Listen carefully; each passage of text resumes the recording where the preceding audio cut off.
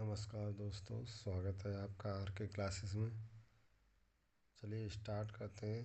RRB railway group D exam से संबंधित history के कुछ प्रश्न। चंद्रगुप्त मौर्य का प्रसिद्ध गुरु चाणक्य किस विद्या केंद्र से संबंधित था? तो सही आंसर इसका हो जाएगा तक्षशिला। दोस्तों, हमारी वीडियो आपको कैसी लगती है कमेंट्स में ज़रूर बताइए, लाइक शेयर कर दीजिए। मेरा एक प्रश्न है आपसे कि वैदिक युग में जो राजा कर लेते थे उसे क्या कहते थे? आपने अगर वीडियो पिछली देखी है तो इसका आंसर कमेंट्स में दे दीजिए। अगला प्रश्न देखते हैं। कलिंग युद्ध किस वर्ष में हुआ था? कलिंग युद्ध किस वर्ष में हुआ था? तो सही आंसर इसका हो जाएगा 261 BC में। 261 ईसा पूर्व में कलिंग युद्ध हुआ था। यह युद्ध किन किन के मध्य हुआ था? कमेंट्स में लिख के बताएं। अगला प्रश्न है, अशोक पर कलिंग युद्ध का प्रभाव कहाँ दिखाई देता है? अशोक पर कलिंग युद्ध का प्रभाव कहाँ दिखाई देता है? तो सही आंसर हो जाएगा शिलाओं और उत्कीर्ण 13वें राजाधीश। अगला प्रश्न है, मौर्य काल के दौरान शिक्षा का सबसे प्रसिद्ध केंद्र निम्न में से कौन सा था? तो शिक्षा का केंद्र कौन सा था उस समय? तो तक्षशिला था। तक्षशिला विश्वविद्यालय था। अगला प्रश्न है, अर्थशास्त्र के लेखक किसके समकालीन थे? तो अर्थशास्त्र के लेखक चंद्रगुप्त मौर्य के कालीन थे। अगला प्रश्न है, अर्थशास्त्र की रचना किसने की थी? अर्थशास्त्र के लेखक कौन है? तो कौटिल्य, विष्णुगुप्त या चाणक्य, ये अर्थशास्त्र की रचना के रचनाकार हैं, लेखक हैं। अगला प्रश्न है, अशोक के शिलालेख किस लिपि में खुदे हुए हैं? अशोक के शिलालेख किस लिपि में लिखे हुए हैं या खुदे हुए हैं? तो सही आंसर हो जाएगा इसका ब्राह्मी। अब प्रश्न है, अशोक के शिलालेख किस लिपि में अशोक के शिलालेख किस भाषा में लिखे गए हैं? लिपि में नहीं, भाषा में। इसका आंसर कमेंट्स में दें। तो अगला प्रश्न है, निम्न में से किसने और कब पहली बार अशोक के शिलालेखों का अर्थ स्पष्ट किया था? तो सही आंसर 1837 में जेम्स प्रिंसेप ने। 1837 में जेम्स प्रिंसेप ने अशोक के शिलालेखों को पहली बार पढ़ा था और उनका अर्थ स्पष्ट किया था। अगला प्रश्न देखते हैं, किस प्रसिद्ध शासक को शिलालेखों का जनक कहा जाता था? तो सही आंसर अशोक, सम्राट अशोक को ही शिलालेख का जनक कहा जाता है। अगला प्रश्न है, मौर्य वंश के शासन के दौरान स्थानिक कौन था? आंसर है जिला प्रशासक। मौर्य वंश के शासन के दौरान स्थानिक कौन था? स्थानिक किसे कहते थे? तो जिला प्रशासक को ही स्थानिक कहते थे। अगला प्रश्न है, मौर्य वंश के तत्काल बाद किस वंश ने आकर मगध राज्य पर शासन किया था? तो शुंग वंश ने शासन किया था। अगला प्रश्न है, मिलिंद पन्ह क्या है? मिलिंद पन्ह क्या है? तो ये बौद्ध पाठ है। क्या है? बौद्ध पाठ है। चरक किसके राज चिकित्सक थे? चरक किसके राज चिकित्सक थे?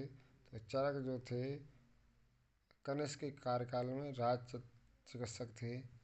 अगला प्रश्न है,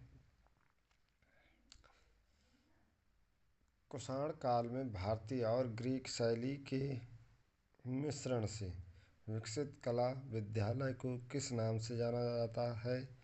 तो गांधार कला, गांधार कला के नाम से जाना जाता है। दोस्तों, हमारे वन लाइनर प्रश्न आपको कैसे लगते हैं कमेंट्स में ज़रूर बताएं। और वीडियो को लाइक और शेयर कर दें। अगला प्रश्न है, कुषाण वंश के प्रसिद्ध राजा का क्या नाम था? कुषाण वंश के सबसे प्रसिद्ध राजा का नाम बताइए। तो सही आंसर है इसका कनिष्क।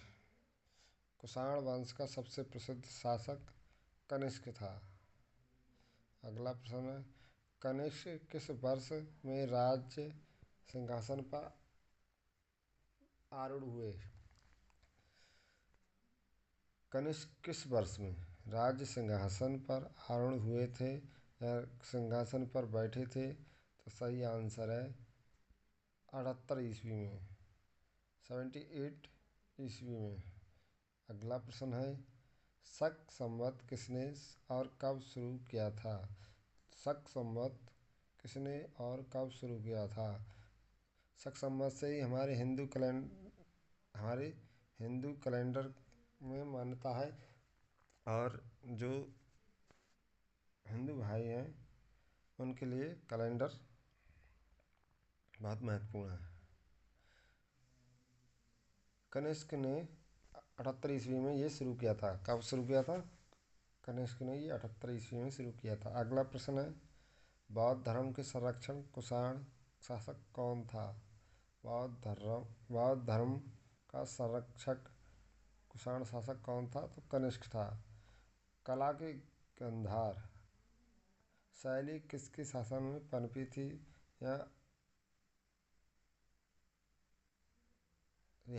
इसका आंसर है कनिष्क। अगला प्रश्न देखते हैं, भारतीय और यूनानी कला के अभिलक्षणों को समन्वित करने वाली कला शैली का क्या नाम है? तो गांधार है। अगला प्रश्न देखते हैं, कनिष्क के शासनकाल में रहने वाले साहित्यकार कौन थे? कनिष्क के शासनकाल में रहने वाले साहित्यकार कौन थे? तो नागार्जुन और अश्वघोष। कभी कभी ये पूछ लेते हैं नागार्जुन और अश्वघोष किसके शासनकाल में साहित्यकार थे? तो कनिष्क के शासनकाल में थे। और कनिष्क के शासनकाल में साहित्यकार कौन थे? तो इसका आंसर हो जाएगा नागार्जुन और अश्वघोष। कभी कभी प्रश्न उल्टा करके पूछ लेते हैं, तो इसका सही आंसर नागार्जुन और अश्वघोष है। अगला प्रश्न है, राजा खारवेल किस चेदी वंश का महानतम शासक था? तो सही आंसर है कलिंग का। अगला प्रश्न है, सातवाहन का सबसे बड़ा शासक कौन था? तो सातवाहन का सबसे बड़ा शासक गौतमीपुत्र सातकर्णी था। मैंने प्रश्न पूछा था कि वैदिक काल में राजा जो कर लेता था उसे क्या कहते थे? तो उसे बलि कहते थे। क्या कहते थे? बलि कहते थे। अगला प्रश्न है, पहला ज्ञात गुप्त शासक कौन था? तो पहला ज्ञात गुप्त शासक श्रीगुप्त था। अगला प्रश्न है, महरौली में जंग रहित लौह स्तंभ किसने स्थापित किया?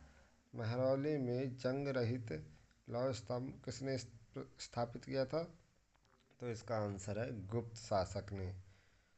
दोस्तों, हमारी वीडियो कैसी लगती है कमेंट्स में ज़रूर बताएं। धन्यवाद।